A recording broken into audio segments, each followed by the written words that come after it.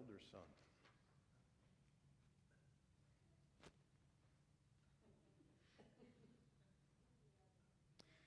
You know, there's no way I'm going into that party. There's no way in this world I'm going back. Even though my father came out and told me to come in and begged me to come in, I'm not going in there with that brother of mine. I can't believe that he did what he did. Give you a little bit of background. We were really close as little kids. We did everything together. He's 3 years younger than I am, but even as little children, we got into all kinds of mischief. It was just great times. We went to the neighbors, and we did some sheep tipping in the middle of the night. And then when the sheep were sleeping, we tied them together so that when we got up, they all went around in one big group. It was great. They never suspected us. Well, never suspected me, but it was different from my little brother. So anyway, we did all kinds of things. We were really close growing up. But then as we get older, it got to be a little bit of a pain because, you know, I started to go hang out with my friends more. And of course, what do you think he wanted to do? He wanted to hang out with my friends too. And it's just a pain. No, just go off and play by yourself. Don't hang around with us because it's, we're doing more grown-up things than you are. And so he just kept hanging around all the time. But there was also another difference between the two of us. I know this is unusual for a lot of families, but I'm the responsible one. I'm the one that always has got the chores done. I get up early. I get my chores done. I make sure I've got my breakfast ready. I make sure I get my homework done for school and all this kind of thing. And yet, little brother here, always looking for playtime, always looking to shirk his duties, always being somewhere that he's not supposed to be. And mother and father, and by the way, I used to have brown hair until my little brother, look what happens. Yeah? Prematurely gray because of him. So anyway, he was always an irresponsible one, always getting into trouble, always looking for the quick fix, always looking for something fast and easy, never really getting anything done because he was off doing something with his buddies, and I was always left with all the work to do, which I don't mind, but after a while it gets old. Doing my job and his job too. How much can you take? So it got to be at the point where we just separated. We just got really distant because we're so different from each other. And I was so good and he was so bad and all this kind of thing. And then I can't believe in the one day when he goes up to Dad and says, I want my inheritance. And I couldn't believe what he told him. I asked him for that because in our culture, when you ask somebody that, you're actually asking your father to die because that's the only way you get your inheritance is when the father dies. And then the older one, me, should get the lion's share of it. But yet, Dad, and I can't believe he did this, he divided up the property equally between the two of us. How was that fair? Well, let's talk about fair.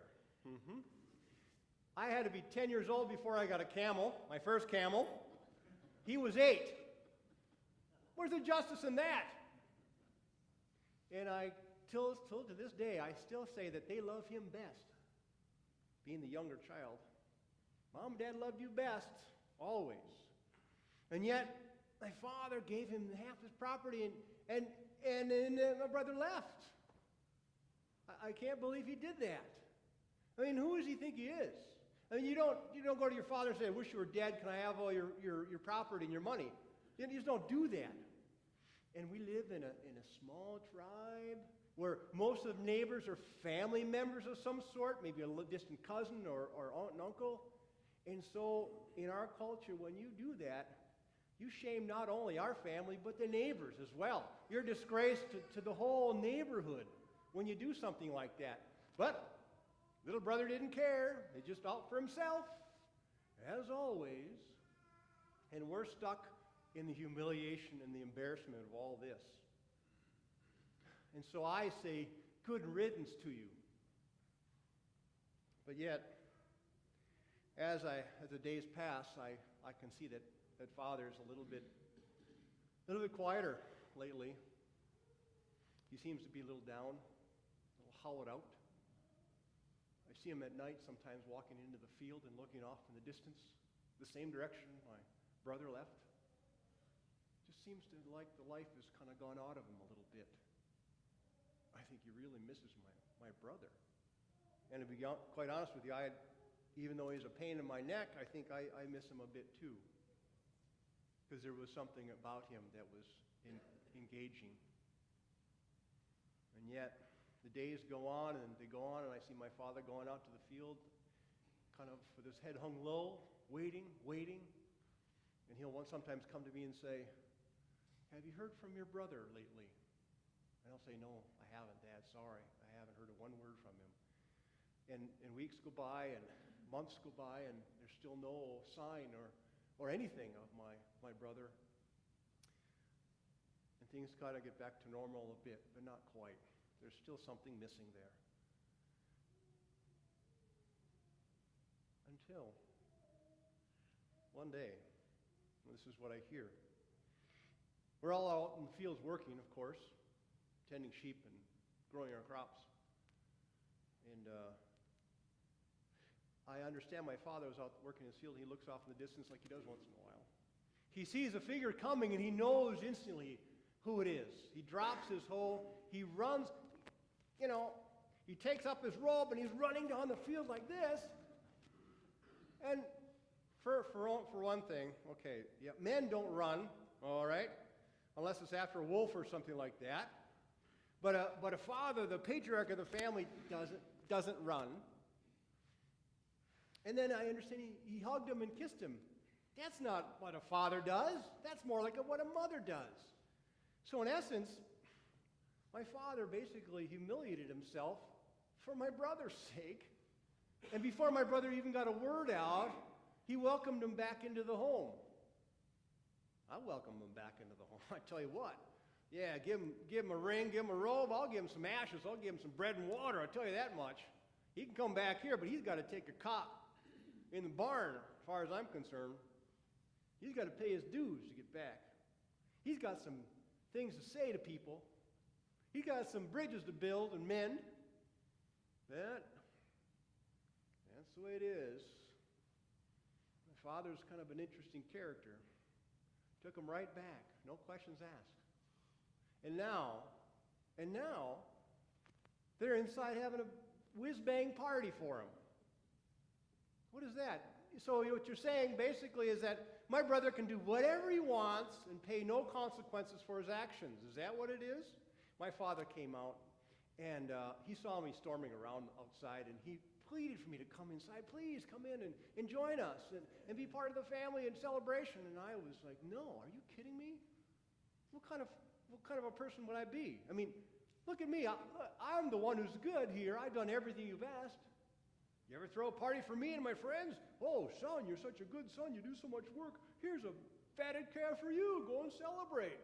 No, I get nothing like that. I just get, more of the same. Go out in the field and work. Go out in the field and tend the sheep. Shovel manure. Do this, do that, all day long. And yet he goes out gallivanting. It just doesn't seem fair. And my father kept pleading with me and saying, it's not always fair. It doesn't mean that I love you less because I'm celebrating with him. It doesn't mean that you're getting the lesser share. It doesn't mean that you can extricate yourself from the family. Son, look at what you're doing right now. Who's lost? Your brother physically left, but now you are outside alone. Who is losing himself now? You've distanced yourself from your brother, me, your mother, your brother, family, celebrations. Right now, son, you're lost, probably more lost than your brother was. I never really realized that before. But my own self-righteousness got in my way. I couldn't see the nose in front of my face. I couldn't see that my father humiliated himself so that my brother would not have to. And my father said, that's the way it is with God, that God humiliates God's self so that we don't have to be humiliated. That God welcomes us no matter what happens to us, what we do. Your brother came back with a repentant heart, and I believe him. And that's the way of the world. That's the way that God works, is the welcome always. No matter what you've done or who you are, God welcomes you back, just like we're welcoming you back into the family whenever you're ready to come into the party and celebrate with us. Well, these are some hard things to think about. My world is turned upside down. I can't believe that this is happening to me, to my brother, in all that we've been through. How can this be that God loves us both, that you love us both the same, even though we're worlds apart in difference? How is it that God cares for us? But he does.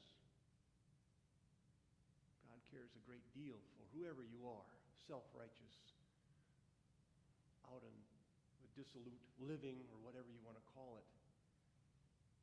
And God is waiting and waiting and waiting. God doesn't send a rescue party out because of what we should do. The Father knows, my Father knows that my brother's got to figure things out on his own. He's got to grow on his own. And when he's finished growing, when he's been humbled enough, when he's come to his senses, and he will eventually, that he'll come back to his family. He'll come back to the fold.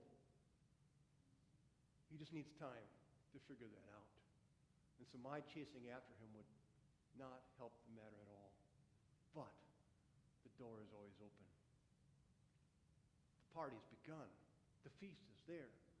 The ring, the robe, the sandals, the fine clothes, all available with a warm welcome for whomever comes back to the fold.